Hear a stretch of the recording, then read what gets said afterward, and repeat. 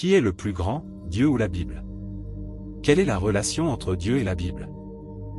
Pendant de nombreuses années, la lecture de la Bible a constitué le moyen traditionnel de croire pour les gens, ceux du christianisme, l'une des trois grandes religions du monde. Un écart vis-à-vis de la Bible signifie un manque de foi dans le Seigneur, un écart vis-à-vis de la Bible indique une hétérodoxie, une hérésie, et même quand les gens lisent d'autres livres, ces livres doivent être des commentaires de la Bible. Cela veut dire que si tu dis que tu crois dans le Seigneur, alors tu dois lire la Bible, tu dois manger et boire la Bible, et en dehors de la Bible, tu ne dois pas révérer un livre qui n'a pas de rapport avec la Bible. Si tu le fais, alors tu trahis Dieu. Depuis le temps où il y a la Bible, la foi des gens en le Seigneur a été la foi en la Bible. Au lieu de dire que les gens croient au Seigneur, il vaut mieux dire qu'ils croient dans la Bible. Au lieu de dire qu'ils ont commencé à lire la Bible, il vaut mieux dire qu'ils ont commencé à croire dans la Bible. Et au lieu de dire qu'ils sont revenus devant le Seigneur, il vaut mieux dire qu'ils sont revenus devant la Bible. Ainsi, les gens révèrent la Bible comme si elle était Dieu, comme si elle était leur vie, et perdre la Bible serait la même chose que de perdre leur vie. Les gens révèrent la Bible autant qu'ils révèrent Dieu. Il y en a même qui la considèrent comme supérieure à Dieu. Si les gens n'ont pas l'œuvre du Saint-Esprit, s'ils ne peuvent pas sentir la présence de Dieu, ils peuvent continuer à vivre, mais dès qu'ils perdent la Bible ou ses chapitres et passages célèbres de la Bible, c'est comme s'ils perdaient leur vie. Ainsi, dès que les gens croient dans le Seigneur, ils commencent à lire la Bible et ils mémorisent la Bible. Leur amour du Seigneur et la profondeur de leur foi sont prouvés par la qualité de leur mémorisation. Ceux qui ont lu la Bible et qui peuvent en parler sont tous des sœurs et des frères bons. Pendant toutes ces années, la foi et la loyauté des gens envers le Seigneur ont été mesurées par la profondeur de leur compréhension de la Bible. La plupart des gens ne comprennent tout simplement pas pourquoi ils devraient croire en Dieu ni comment croire en Dieu, et, aveuglément, ils cherchent seulement des indices qui leur permettent de déchiffrer les chapitres de la Bible. Ils n'ont jamais cherché la direction de l'œuvre du Saint-Esprit, tout le temps, ils ont seulement étudié et examiné la Bible désespérément, et personne n'a jamais découvert une œuvre plus récente du Saint-Esprit en dehors de la Bible, personne ne s'est jamais écarté de la Bible, ni n'a osé déroger à la Bible. Les gens ont étudié la Bible pendant toutes ces années. Ils ont proposé tellement d'explications et ont investi tellement d'efforts. Ils ont aussi beaucoup d'opinions différentes au sujet de la Bible et ils les débattent sans cesse, de sorte qu'il existe plus de 2000 dénominations différentes aujourd'hui. Ils cherchent tous des explications spéciales ou des mystères plus profonds dans la Bible. Ils veulent l'explorer et y trouver le contexte de l'œuvre de l'Éternel en Israël ou de Jésus en Judée. Ils cherchent d'autres mystères que personne ne connaît. Les gens abordent la Bible avec obsession et avec foi, et personne ne peut être tout à fait clair sur le fond de l'histoire de la Bible ou de son essence. Ainsi, aujourd'hui, les gens ont toujours un sentiment d'émerveillement indescriptible quand on en vient à la Bible, et ils sont encore plus obsédés par la Bible et croient encore plus en elle.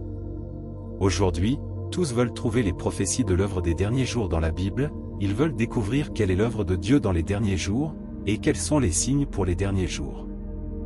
Ainsi, leur culte de la Bible devient plus fervent, et plus les derniers jours approchent, plus ils croient aveuglément aux prophéties de la Bible, en particulier celles au sujet des derniers jours.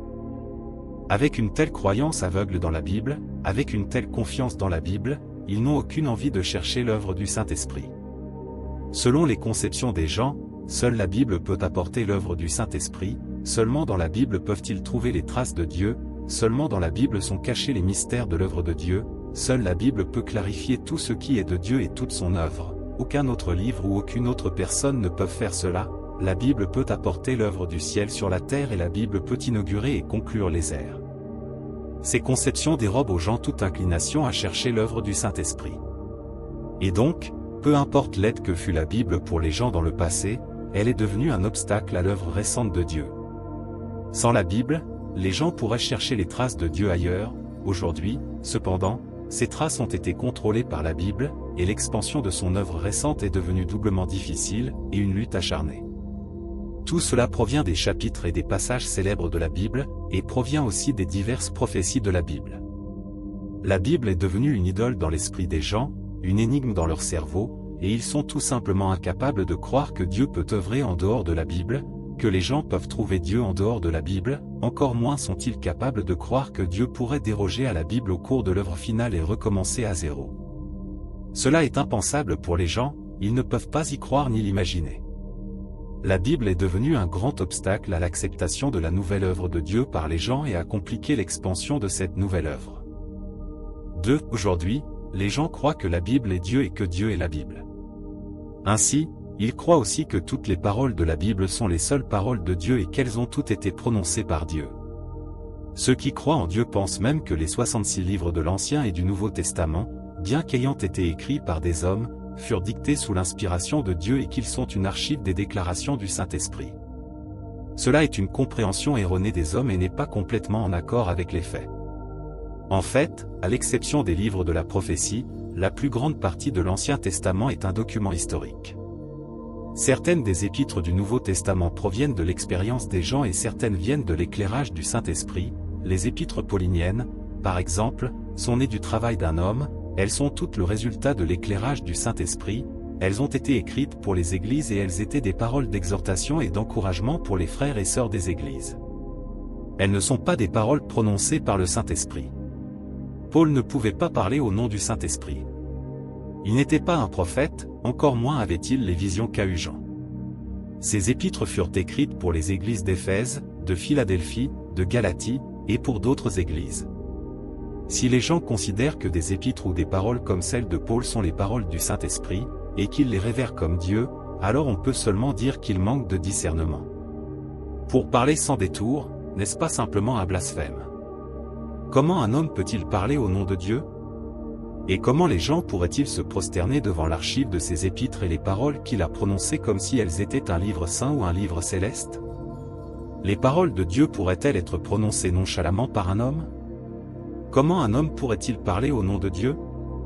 3. Plus de gens encore croient que quelle que soit la nouvelle œuvre de Dieu, elle doit être corroborée par des prophéties, et que dans chaque étape de cette œuvre, tous ceux qui le suivent avec un cœur sincère, doivent également recevoir des révélations, sinon, cette œuvre ne pourrait pas être l'œuvre de Dieu.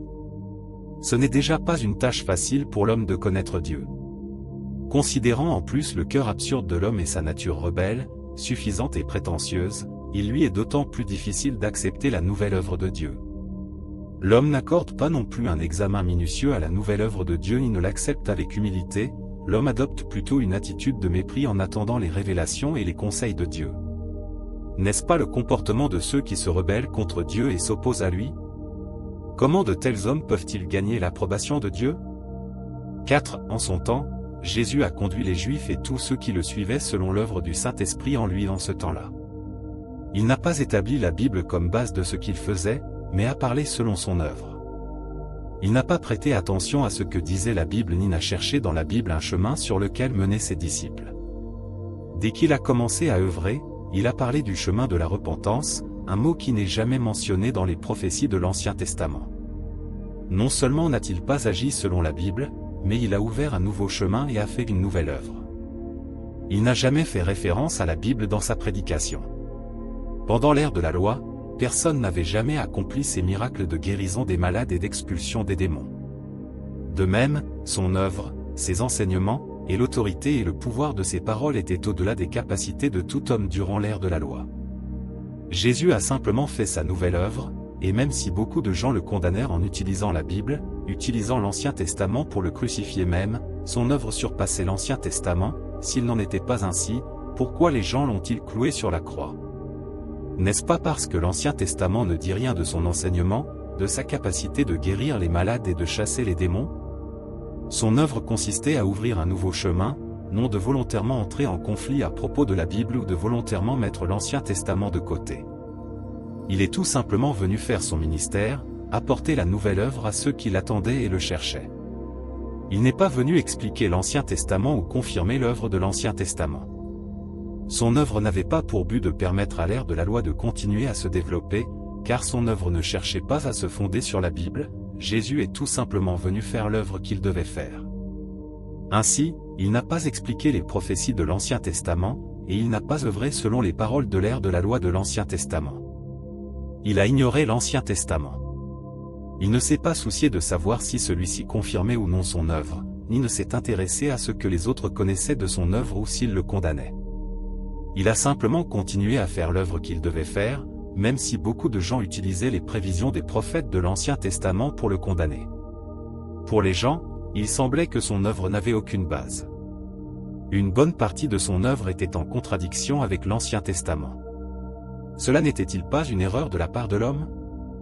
La doctrine doit-elle s'appliquer à l'œuvre de Dieu? Et doit-elle être fidèle aux prévisions des prophètes? Après tout, qui est le plus grand? Dieu ou la Bible? Pourquoi l'œuvre de Dieu doit-elle être conforme à la Bible? Serait-il possible que Dieu n'ait pas le droit de dépasser la Bible? Dieu ne peut-il pas déroger à la Bible et accomplir une autre œuvre? Pourquoi Jésus et ses disciples n'ont-ils pas observé le sabbat? S'ils devaient pratiquer à la lumière du sabbat et selon les commandements de l'Ancien Testament, pourquoi Jésus n'a-t-il pas observé le sabbat quand il est venu, mais à la place, a lavé des pieds, a couvert des têtes, a rompu le pain et bu le vin? Tout cela n'est-il pas absent des commandements de l'Ancien Testament? Si Jésus honorait l'Ancien Testament, pourquoi a-t-il défié ces doctrines? Tu dois savoir qui est venu en premier, Dieu ou la Bible. Étant le Seigneur du sabbat, ne pourrait-il pas être aussi le Seigneur de la Bible? Il a dit, « Ne croyez pas que je sois venu pour abolir la loi ou les prophètes, je suis venu non pour abolir, mais pour accomplir. » Ainsi, conformément à ce qu'il a accompli, la doctrine a été sérieusement mise de côté. Pendant le sabbat, quand il a amené les disciples dans un champ de blé, ils ont cueilli et mangé des épis, il n'a pas observé le sabbat, et a dit, « Le Fils de l'homme est maître du sabbat. » En ce temps-là, selon les lois des Israélites, quiconque n'observait pas le sabbat devait être lapidé à mort. Jésus, cependant, n'est pas rentré dans le temple ni n'a observé le sabbat, et son œuvre n'a pas été faite par l'Éternel pendant le temps de l'Ancien Testament. Ainsi, l'œuvre de Jésus a dépassé la loi de l'Ancien Testament. Il était supérieur, non en accord avec l'Ancien Testament. Au cours de l'ère de la grâce, Jésus n'a pas œuvré conformément à la loi de l'Ancien Testament. Il a défié ses doctrines. Mais les Israélites se sont farouchement accrochés à la Bible et ont condamné Jésus. Ne nie-t-il pas ainsi l'œuvre de Jésus? De nos jours, le monde religieux aussi s'accroche farouchement à la Bible et certains disent, la Bible est un livre saint, et il faut la lire. Certains disent, l'œuvre de Dieu doit toujours être observée, l'Ancien Testament est l'alliance de Dieu avec les Israélites, elle ne peut pas être supprimée, et le sabbat doit toujours être observé. Ne sont-ils pas ridicules? Pourquoi Jésus n'a-t-il pas observé le sabbat? A-t-il péché? Qui peut comprendre cela? 5. Les paroles et l'œuvre de Jésus à l'époque ne tenaient pas à la doctrine, et son œuvre n'a pas été réalisée en accord avec l'œuvre de la loi de l'Ancien Testament. Elle était en accord avec l'œuvre qui devait être faite à l'ère de la grâce.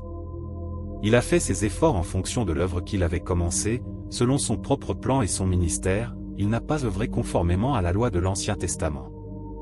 Rien de ce qu'il a fait n'était selon la loi de l'Ancien Testament et il n'était pas venu œuvrer pour accomplir les paroles des prophètes.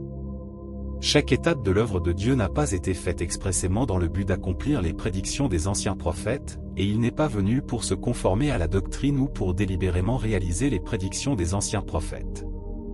Et pourtant, ces actions n'ont pas perturbé les prédictions des anciens prophètes, pas plus qu'elles n'ont dérangé l'œuvre qu'il avait faite auparavant. Le point saillant de son œuvre n'était pas de respecter n'importe quelle doctrine, mais plutôt de faire l'œuvre qu'il devait faire lui-même. Il n'était pas un prophète ou un voyant, mais quelqu'un qui agit et qui était réellement venu faire l'œuvre qu'il devait faire, et il est venu inaugurer sa nouvelle ère et réaliser sa nouvelle œuvre. Bien sûr, quand Jésus est venu faire son œuvre, il a également accompli plusieurs des paroles prononcées par les anciens prophètes de l'Ancien Testament. Pareillement, l'œuvre d'aujourd'hui a accompli les prédictions des anciens prophètes de l'Ancien Testament. Tout simplement, je n'affiche pas ce « vieil almanach jauni », c'est tout. Car j'ai plus d'œuvre à faire, j'ai plus à vous dire, et cette œuvre et ces mots sont beaucoup plus importants que d'expliquer des passages de la Bible qui est un travail sans grande importance et sans grande valeur pour vous, qui ne peut pas vous aider ni vous transformer. Je compte faire une nouvelle œuvre, non pour accomplir un passage de la Bible. Si Dieu venait sur terre seulement pour accomplir les paroles des anciens prophètes de la Bible, alors qui serait le plus grand, Dieu incarné ou ses anciens prophètes? Après tout, les prophètes dirigent-ils Dieu ou Dieu dirige-t-il les prophètes? Comment expliques-tu ces mots? 6. L'œuvre de Dieu progresse continuellement, et, bien que le but de son œuvre ne change pas, sa méthode de travail change constamment, ce qui signifie que ceux qui suivent Dieu changent constamment aussi. Plus Dieu travaille, mieux l'homme connaît Dieu. Le tempérament de l'homme subit des changements qui correspondent à l'œuvre de Dieu. Cependant, parce que l'œuvre de Dieu change constamment, ceux qui ne connaissent pas l'œuvre du Saint-Esprit et ces hommes absurdes qui ne connaissent pas la vérité deviennent des hommes qui résistent à Dieu.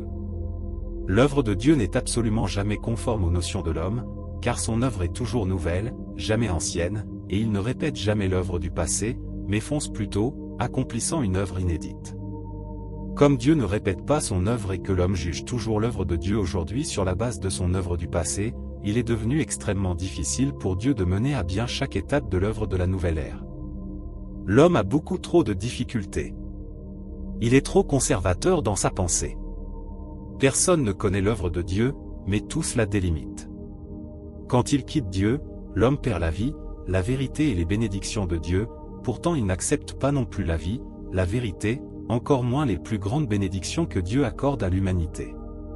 Tous les hommes veulent gagner Dieu, mais sont incapables de tolérer tout changement dans l'œuvre de Dieu. Ceux qui n'acceptent pas la nouvelle œuvre de Dieu croient que son œuvre est immuable et qu'elle reste éternellement au point mort. Selon leur croyance, il suffit d'observer la loi pour obtenir le salut éternel de Dieu et, aussi longtemps qu'ils se repentent et confessent leurs péchés, la volonté de Dieu sera toujours satisfaite. Ils sont d'avis que Dieu ne peut être que le Dieu de la loi et le Dieu qui a été cloué sur la croix pour l'homme. Selon leur opinion également, Dieu ne devrait pas et ne peut pas dépasser la Bible. Ce sont précisément ces opinions qui les ont enchaînés fermement aux lois du passé et les ont cloués aux règles mortes. 7. Tous les Juifs lisaient l'Ancien Testament et étaient au courant de la prophétie d'Ésaïe au sujet d'un enfant mâle qui naîtrait dans une mangeoire. Pourquoi alors, étant pleinement conscients de cette prophétie, ont-ils quand même persécuté Jésus? N'était-ce pas à cause de leur nature rebelle et de leur ignorance de l'œuvre du Saint-Esprit? En ce temps-là, les pharisiens croyaient que l'œuvre de Jésus était différente de ce qu'ils savaient de l'enfant mal annoncé par la prophétie, et aujourd'hui, les gens rejettent Dieu parce que l'œuvre de Dieu incarnée n'est pas conforme à la Bible. L'essence de leur rébellion contre Dieu n'est-elle pas pareille? Peux-tu accepter toute l'œuvre du Saint-Esprit sans question? Si c'est l'œuvre du Saint-Esprit, alors c'est le bon courant et tu devrais l'accepter sans la moindre appréhension, tu ne dois pas trier et choisir ce qu'il faut accepter. Si tu acquiers davantage de connaissances sur Dieu et que tu te méfies davantage de lui, ton attitude n'est-elle pas déplacée? Tu n'as pas à chercher d'autres preuves dans la Bible, si c'est l'œuvre du Saint-Esprit, tu dois l'accepter, car tu crois en Dieu pour suivre Dieu, et tu ne devrais pas mener une enquête à son sujet. Tu ne devrais pas chercher une preuve supplémentaire à mon sujet pour démontrer que je suis ton Dieu, mais tu devrais pouvoir discerner si je te suis d'un bienfait quelconque. C'est crucial. Même si tu découvres maintes preuves irréfutables dans la Bible, cela ne peut pas te conduire complètement devant moi. Tu vis simplement à l'intérieur des limites de la Bible, et non devant moi. La Bible ne peut pas t'aider à me connaître ni approfondir ton amour pour moi. L'œuvre de Dieu à chaque ère a des limites claires. Il ne fait que l'œuvre de l'ère en cours et ne réalise jamais à l'avance l'œuvre de l'étape suivante. Ce n'est que de cette manière que son œuvre représentative de chaque ère peut être mise en évidence. Jésus a parlé uniquement des signes des derniers jours, de la manière d'être patient et d'être sauvé, de se repentir et de se confesser, aussi de la manière de porter la croix et d'endurer la souffrance. Il n'a jamais dit comment l'homme devait acquérir l'entrée dans les derniers jours ni comment il devait chercher à satisfaire la volonté de Dieu. Donc, n'est-ce pas ridicule de chercher dans la Bible l'œuvre de Dieu des derniers jours? Que peux-tu voir en t'accrochant seulement à la Bible? Qu'il soit un exégète de la Bible ou un prédicateur, qui pourrait connaître l'œuvre d'aujourd'hui à l'avance? Oui, les pharisiens juifs ont utilisé la loi de Moïse pour condamner Jésus. Ils n'ont pas cherché la compatibilité avec le Jésus de l'époque, mais ont consciencieusement suivi la loi à la lettre, au point de finalement crucifier l'innocent Jésus, l'ayant accusé de ne pas suivre la loi de l'Ancien Testament et de ne pas être le Messie. Quelle était leur essence? Ont-ils cherché la voie de la compatibilité avec la vérité? Ils étaient obsédés par chacune des paroles des Écritures, ne prêtant aucune attention à ma volonté ni aux étapes et méthodes de mon œuvre. Ce n'étaient pas des gens qui cherchaient la vérité, mais des gens qui s'accrochaient aux mots avec rigidité. Ce n'étaient pas des gens qui croyaient en Dieu, mais des gens qui croyaient en la Bible. En somme, ils étaient les chiens de garde de la Bible. Afin de protéger les intérêts de la Bible, de défendre sa dignité et de protéger sa réputation, ils sont allés jusqu'à clouer le miséricordieux Jésus sur la croix. Ils l'ont fait simplement pour défendre la Bible et maintenir le statut de chacune de ses paroles dans le cœur des gens. Ils ont donc préféré renoncer à leur avenir et au sacrifice d'expiation pour condamner à mort Jésus, qui ne s'était pas conformé à la doctrine des Écritures. N'étaient-ils pas des laquais de chaque parole des Écritures? Et qu'en est-il des hommes d'aujourd'hui? Christ est venu pour annoncer la vérité, mais ils ont préféré l'expulser de ce monde afin de gagner l'entrée au ciel et de recevoir la grâce. Ils ont préféré nier complètement l'avènement de la vérité pour défendre les intérêts de la Bible. Ils ont préféré crucifier de nouveau le Christ revenu pour garantir l'existence éternelle de la Bible. L'homme cherche la compatibilité avec les mots, avec la Bible, pourtant pas une seule personne ne vient devant moi pour chercher le chemin de la compatibilité avec la vérité. L'homme regarde vers moi dans le ciel et accorde un intérêt particulier à mon existence en ce lieu, pourtant personne ne se soucie de moi dans la chair, car moi, qui vis parmi les hommes, je suis simplement trop insignifiant. Ceux qui cherchent seulement la compatibilité avec les paroles de la Bible et avec un Dieu vague constituent un spectacle désolant à mes yeux. C'est parce qu'ils vénèrent des paroles vides de sens et un Dieu qui est capable de leur donner des trésors immenses. Ce qu'ils vénèrent, c'est un Dieu qui demeure lui-même à la merci de l'homme, un Dieu qui n'existe pas. Que de telles personnes peuvent-elles alors gagner de moi? La petitesse de l'homme est tout simplement au-delà des mots. Comment ceux qui sont contre moi, qui m'adressent des demandes infinies, qui n'aiment pas la vérité et qui se rebellent contre moi pourraient-ils être compatibles avec moi? 9. Il y en a qui disent être compatibles avec moi, mais qui adorent tous de vagues idoles. Bien qu'ils reconnaissent mon nom comme saint, ils empruntent un chemin opposé au mien et leurs paroles sont pleines d'arrogance et d'assurance. Car, au fond, ils sont tous contre moi et incompatibles avec moi. Chaque jour, ils cherchent des traces de moi dans la Bible et trouvent au hasard des passages, appropriés, qu'ils lisent sans cesse et récitent comme des Écritures.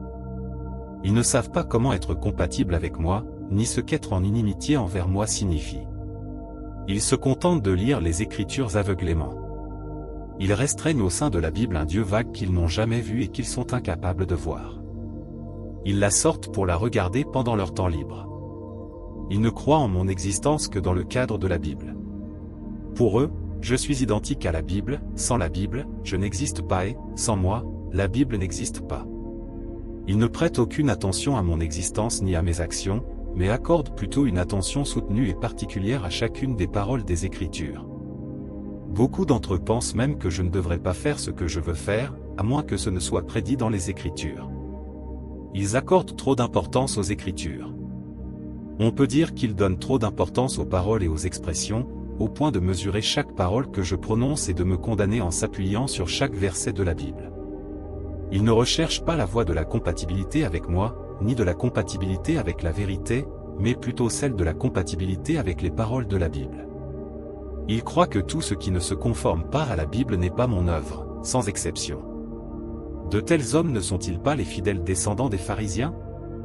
Dit, ceux qui ne se soucient que des paroles de la Bible et sont indifférents à la vérité ou à la recherche de mes pas sont contre moi, car ils me limitent selon la Bible, confine et blasphème donc à l'extrême envers moi. Comment de telles personnes pourraient-elles venir devant moi? Elles ne prêtent aucune attention à mes actes, à ma volonté ni à la vérité, mais sont plutôt obsédées par des paroles qui tuent. Comment de telles personnes pourraient-elles être compatibles avec moi? 11. La Bible est un récit historique de l'œuvre de Dieu en Israël. Elle documente de nombreuses prédictions des anciens prophètes, ainsi que certaines paroles de l'Éternel durant son œuvre à cette époque. Ainsi, tout le monde considère ce livre comme saint, car Dieu est saint et grand. Bien sûr, tout cela est le fruit de leur vénération de l'Éternel et de leur adoration de Dieu. Les gens se réfèrent à ce livre de cette manière seulement parce que les créatures de Dieu vénèrent et adorent leur Créateur avec tant d'ardeur. Certains qualifient même ce livre de céleste. En réalité, ce n'est qu'un document humain. L'Éternel ne l'a pas nommé ni n'a guidé sa création personnellement. En d'autres termes, Dieu n'est pas l'auteur de ce livre, les hommes le sont. La Sainte Bible est seulement le titre respectueux que l'homme lui a donné. Ce n'est pas la conclusion d'une discussion entre l'Éternel et Jésus, mais rien de plus qu'une idée humaine, car ce livre n'a pas été écrit par l'Éternel, et encore moins par Jésus. Il contient plutôt les récits fournis par nombre d'anciens prophètes, d'apôtres et de visionnaires, et qui ont été compilés par les générations suivantes dans un livre d'écrits anciens. Pour les gens, ce livre semble particulièrement saint, un livre qui contient à leurs yeux de nombreux mystères insondables et profonds que les générations suivantes doivent comprendre. 12. L'Ancien Testament est l'œuvre de Dieu à l'ère de la loi. L'Ancien Testament de la Bible rapporte toute l'œuvre de l'Éternel pendant l'ère de la loi et son œuvre de création. Il rapporte l'œuvre accomplie par l'Éternel, et il termine les récits de l'œuvre de l'Éternel par le livre de Malachie. L'Ancien Testament rapporte deux parties de l'œuvre accomplie par Dieu, une partie est l'œuvre de la création et l'autre est le décret de la loi. Les deux sont l'œuvre accomplie par l'Éternel. L'ère de la loi représente l'œuvre de Dieu accomplie sous le nom de l'Éternel Dieu. C'est l'œuvre entière effectuée principalement sous le nom de l'Éternel. Ainsi, l'Ancien Testament rapporte l'œuvre de l'Éternel et le Nouveau Testament rapporte l'œuvre de Jésus, œuvre qui a été réalisée principalement sous le nom de Jésus. La signification du nom de Jésus et son œuvre sont consignées, pour la plus grande part, dans le Nouveau Testament. À l'ère de la loi de l'Ancien Testament, l'Éternel a construit le temple et l'autel en Israël. Il a guidé la vie des Israélites sur la terre, ce qui prouve qu'ils étaient ses élus, le premier groupe de gens qu'il a choisi sur la terre et qui était selon son propre cœur, le premier groupe qu'il a dirigé personnellement. Les 12 tribus d'Israël ont été le premier groupe d'élus de l'Éternel, et ainsi il a toujours travaillé en eux, jusqu'au moment où l'œuvre de l'Éternel de l'ère de la loi s'est terminée.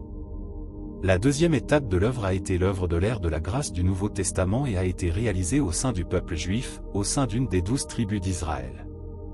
La portée de l'œuvre était moins ample parce que Jésus était Dieu fait chair.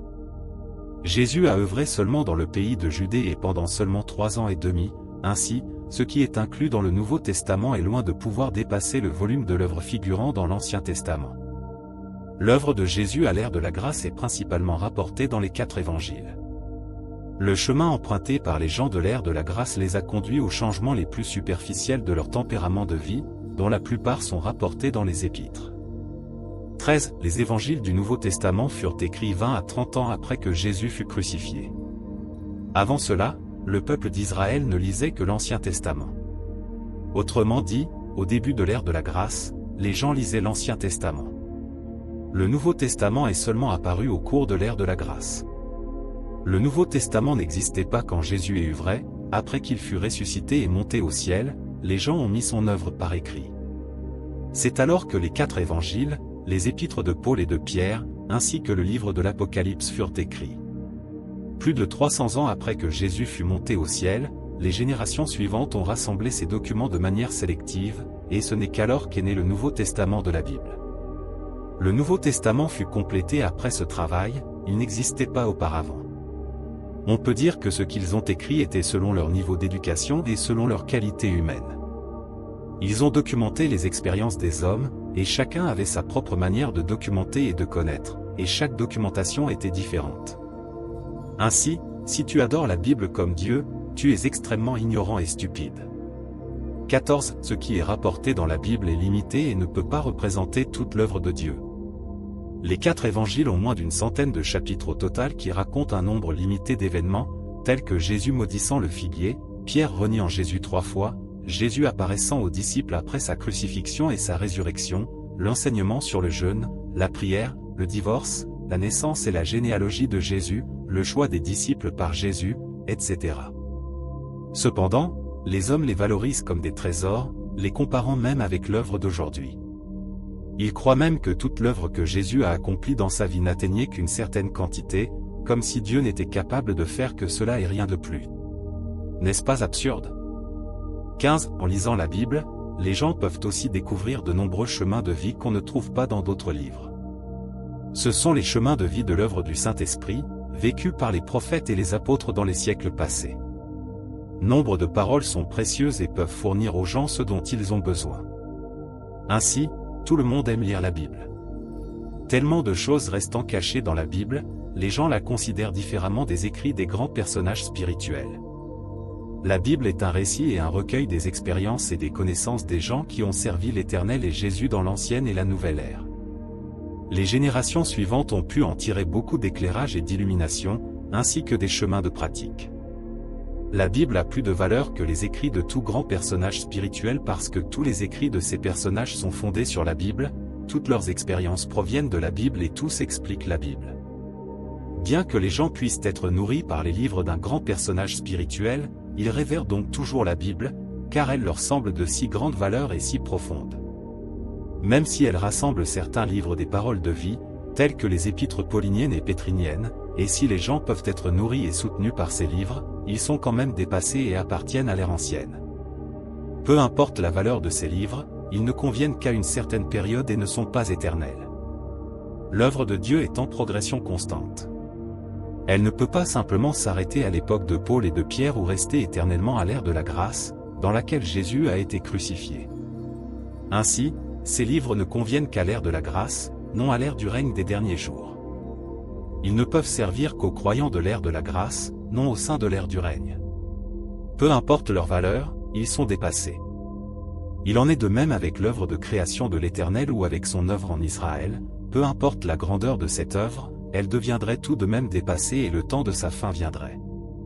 L'œuvre de Dieu est aussi la même, elle est grande, mais viendra un moment où elle se terminera, ne pouvant rester toujours au sein de la création ni de la crucifixion.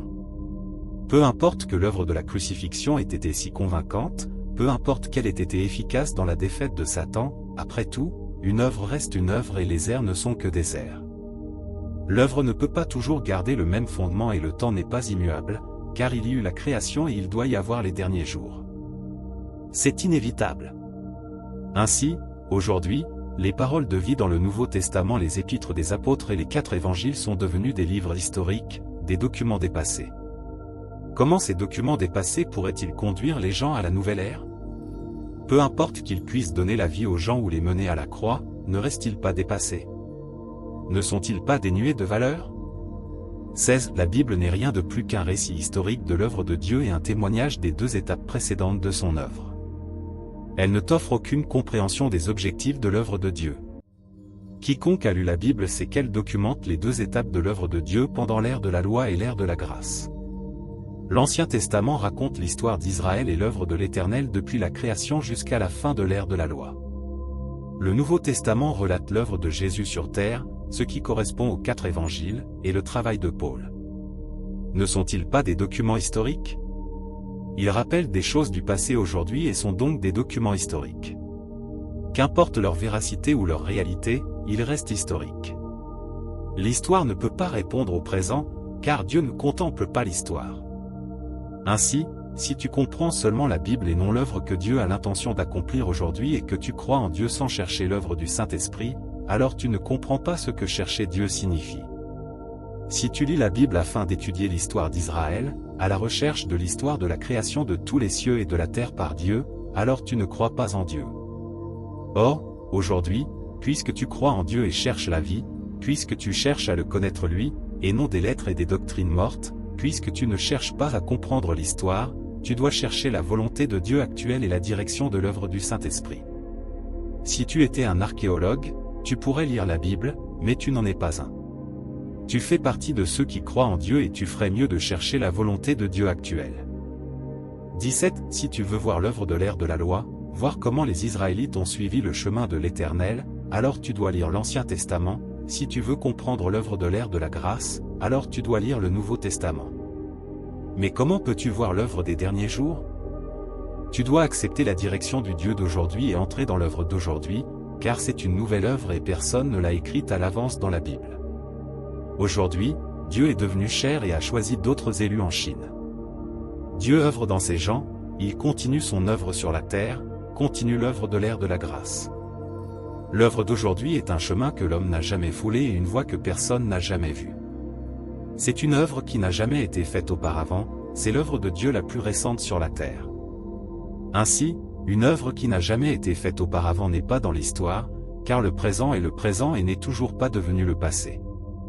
Les gens ne savent pas que Dieu a fait une nouvelle œuvre plus grande sur la terre, à l'extérieur d'Israël, que cette œuvre dépasse déjà Israël et les prévisions des prophètes, que c'est une œuvre nouvelle et merveilleuse en dehors des prophéties, une œuvre plus récente au-delà d'Israël, une œuvre que les gens ne peuvent ni percevoir ni imaginer. Comment la Bible pourrait-elle rapporter explicitement ce travail? Qui aurait pu écrire à l'avance chaque petite partie de l'œuvre d'aujourd'hui, sans omission? Qui pourrait rapporter cette œuvre plus puissante et plus sage qui défie les conventions du vieux livre moisi?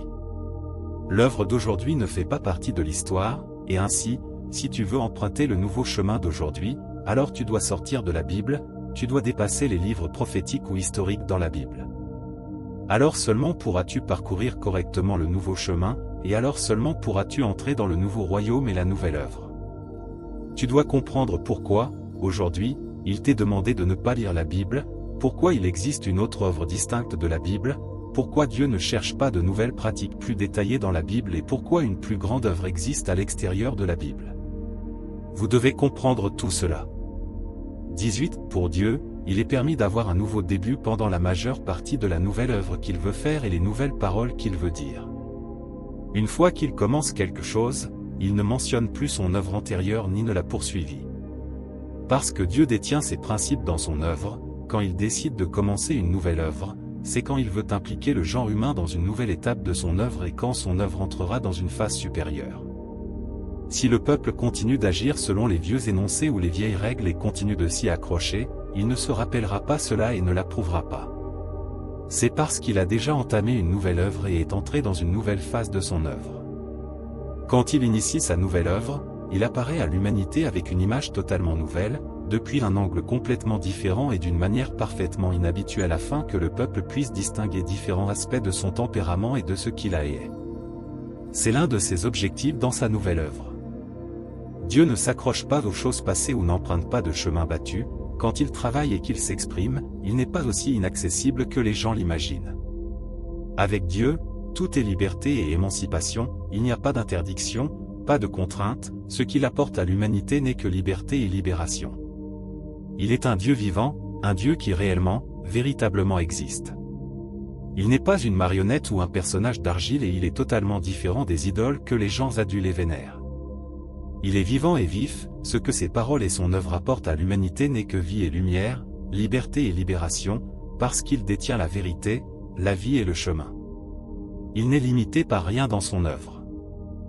19. Jésus a déclaré que l'œuvre de l'Éternel avait pris du retard à l'ère de la grâce, tout comme je dis aujourd'hui que l'œuvre de Jésus a aussi pris du retard. S'il n'y avait eu que l'ère de la loi, et non l'ère de la grâce, Jésus n'aurait pas été crucifié et n'aurait pas pu racheter l'humanité entière. S'il n'y avait eu que l'ère de la loi, l'humanité aurait-elle pu se rendre jusqu'à ce jour? L'histoire progresse et l'histoire n'est-elle pas la loi naturelle de l'œuvre de Dieu? N'est-ce pas une description de sa gestion de l'homme dans l'univers entier? L'histoire progresse, ainsi que l'œuvre de Dieu. La volonté de Dieu change continuellement. Il ne pourrait s'en tenir à une seule étape de travail pendant 6000 ans, car, comme tout le monde le sait, Dieu est toujours nouveau, et jamais vieux, et il ne pourrait pas toujours faire une œuvre semblable à la crucifixion, et une fois, 2 fois, 3 fois, être cloué sur la croix. Il serait absurde de penser ainsi. Dieu ne fait pas toujours la même œuvre. Son œuvre change constamment et est toujours nouvelle, tout comme je vous dis de nouvelles paroles quotidiennement et fais une nouvelle œuvre chaque jour. C'est l'œuvre que je fais, et ce qui est essentiel se trouve dans les mots « nouveau » et « merveilleux ». 20. Puisqu'une voie supérieure existe, pourquoi étudier cette voie inférieure et dépassée? Puisque de nouvelles paroles et une œuvre plus récente existent, pourquoi s'en tenir aux anciens documents historiques? Les nouvelles paroles peuvent te nourrir, ce qui prouve que c'est la nouvelle œuvre. Les vieux documents ne peuvent pas te rassasier ou satisfaire tes besoins actuels, ce qui prouve qu'ils appartiennent à l'histoire, et non à l'œuvre d'aujourd'hui, ici et maintenant. La voie supérieure est l'œuvre plus récente, et avec la nouvelle œuvre, peu importe l'importance de la voie du passé, c'est seulement l'histoire que les gens se rappellent, et peu importe sa valeur de référence, c'est encore l'ancienne voie. Même si elle est incluse dans le « livre saint », l'ancienne voie appartient à l'histoire. Même si elle est exclue du « livre saint », la nouvelle voie est d'aujourd'hui, ici et maintenant. Cette voie peut te sauver, elle peut te changer, car elle est l'œuvre du Saint-Esprit. 21. Dieu lui-même est la vie et la vérité, et sa vie et la vérité coexistent. Ceux qui sont incapables d'obtenir la vérité ne gagneront jamais la vie. Sans la direction, le soutien et l'approvisionnement de la vérité, tu n'auras que la lettre, les doctrines et, surtout, la mort. La vie de Dieu est toujours présente et sa vérité et sa vie coexistent. Si tu ne peux pas trouver la source de la vérité, alors tu n'acquerras pas la nourriture de la vie. Si tu ne peux pas obtenir l'approvisionnement de la vie, alors tu n'auras sûrement pas la vérité, et donc en dehors des imaginations et des notions, tout ton corps ne sera rien d'autre que ta chair rongée de puanteur. Sache que les écrits des livres ne comptent pas comme étant la vie les archives de l'histoire ne peuvent pas être vénérées comme la vérité et les règlements du passé ne peuvent pas servir de récit des paroles actuellement prononcées par Dieu. Seul ce qui est exprimé par Dieu quand il vient sur terre et vit parmi les hommes est la vérité, la vie, la volonté de Dieu et sa manière actuelle d'œuvrer. Si tu appliques les écrits rapportant les paroles prononcées par Dieu pendant les siècles passés et jusqu'à ce jour, cela fait de toi un archéologue, et la meilleure façon de te décrire est que tu es un expert du patrimoine historique. C'est parce que tu crois toujours aux traces de l'œuvre que Dieu a faite dans les temps passés, tu crois seulement à l'ombre de Dieu laissée lorsqu'il a œuvré auparavant parmi les hommes et tu crois seulement à la voix que Dieu a donnée à ses disciples dans des temps anciens. Tu ne crois pas à la direction de l'œuvre de Dieu aujourd'hui, tu ne crois pas au visage glorieux de Dieu aujourd'hui et tu ne crois pas au chemin de la vérité actuellement exprimé par Dieu. Et donc, tu es indéniablement un rêveur qui est complètement coupé de la réalité. Si maintenant tu t'accroches encore à des mots qui sont incapables de donner la vie à l'homme, alors tu es un morceau de bois mort, désespéré, car tu es trop conservateur, trop intraitable, trop inaccessible à la raison. 22. Christ des derniers jours apporte la vie et apporte le chemin durable et éternel de la vérité. Cette vérité est le chemin par lequel l'homme obtient la vie et elle est le seul chemin par lequel l'homme connaîtra Dieu et sera approuvé par Dieu. Si tu ne cherches pas le chemin de la vie offert par Christ des derniers jours, alors tu n'obtiendras jamais l'approbation de Jésus et ne seras jamais qualifié pour franchir les portes du royaume des cieux, car tu es à la fois une marionnette et un prisonnier de l'histoire. Ceux qui sont régis par les règlements, par les lettres, et enchaînés par l'histoire ne seront jamais en mesure d'obtenir la vie ni d'obtenir le chemin perpétuel de la vie. C'est parce que tout ce qu'ils ont, ce sont des eaux troubles auxquelles ils se sont accrochés pendant des milliers d'années, au lieu de l'eau de la vie qui coule du trône. Ceux qui ne reçoivent pas l'eau de la vie resteront à jamais des cadavres, des jouets de Satan et des fils de l'enfer. Comment alors peuvent-ils voir Dieu? Si tu ne t'accroches qu'au passé, si tu essaies seulement de garder les choses telles qu'elles en restant stables et n'essaies pas de changer le statu quo et de te débarrasser de l'histoire, alors ne seras-tu pas toujours contre Dieu? Les étapes de l'œuvre de Dieu sont vastes et puissantes comme des vagues déferlantes et des grondements de tonnerre. Pourtant tu restes assis passivement à attendre la destruction, t'accrochant à ta sottise et ne faisant rien. De cette façon, comment peux-tu être considéré comme quelqu'un qui suit les pas de l'agneau? Comment peux-tu justifier que le Dieu auquel tu tiens est un Dieu qui est toujours nouveau et jamais ancien? Et comment les mots de tes livres jaunis peuvent-ils te transporter dans une nouvelle ère? Comment peuvent-ils te conduire à chercher les étapes de l'œuvre de Dieu? Et comment peuvent-ils t'emmener au ciel? Ce que tu tiens entre tes mains, ce ne sont que des lettres qui ne peuvent fournir qu'une consolation temporaire et non pas des vérités qui sont capables de donner la vie. Les écritures que tu lis ne peuvent qu'enrichir ta langue, et ne sont pas les paroles de philosophie qui peuvent t'aider à connaître la vie de l'homme, encore moins les chemins qui peuvent te conduire à la perfection. Est-ce que cet écart ne te donne pas matière à réflexion? Ne te fait-il pas prendre conscience des mystères qui y sont contenus? Es-tu capable de te livrer au ciel pour rencontrer Dieu par toi-même? Sans la venue de Dieu, peux-tu aller toi-même au ciel pour jouir du bonheur familial avec Dieu? Es-tu toujours en train de rêver? Je suggère donc que tu arrêtes de rêver et que tu regardes celui qui œuvre maintenant, regarde pour voir celui qui réalise maintenant l'œuvre consistant à sauver l'homme durant les derniers jours.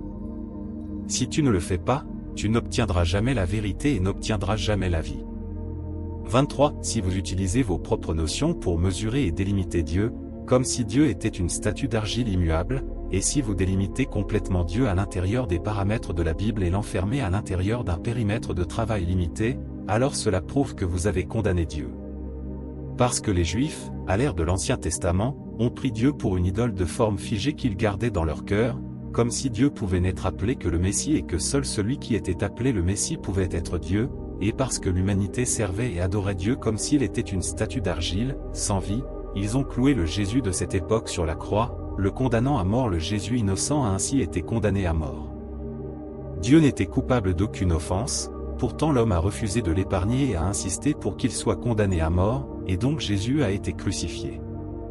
L'homme croit toujours que Dieu est immuable et le définit à partir d'un seul livre, la Bible, comme si l'homme avait une compréhension parfaite de la gestion de Dieu, comme si l'homme avait dans la paume de sa main tout ce que fait Dieu. Les gens sont absurdes à l'extrême, arrogants à l'extrême et ils ont tous un don pour l'exagération. Qu'importe l'étendue de ta connaissance de Dieu, je maintiens que tu ne connais pas Dieu, que tu es quelqu'un qui s'oppose le plus à Dieu et que tu as condamné Dieu parce que tu es tout à fait incapable d'obéir à l'œuvre de Dieu et de marcher sur le chemin où l'on est rendu parfait par Dieu. 24. En ce qui concerne les visions de l'œuvre durant tout ce plan de gestion de 6000 ans, personne ne peut en avoir un aperçu ou une compréhension. Ces visions sont toujours restées des mystères. Dans les derniers jours, seule l'œuvre de la parole est faite pour inaugurer l'ère du règne, mais elle ne représente pas toutes les ères.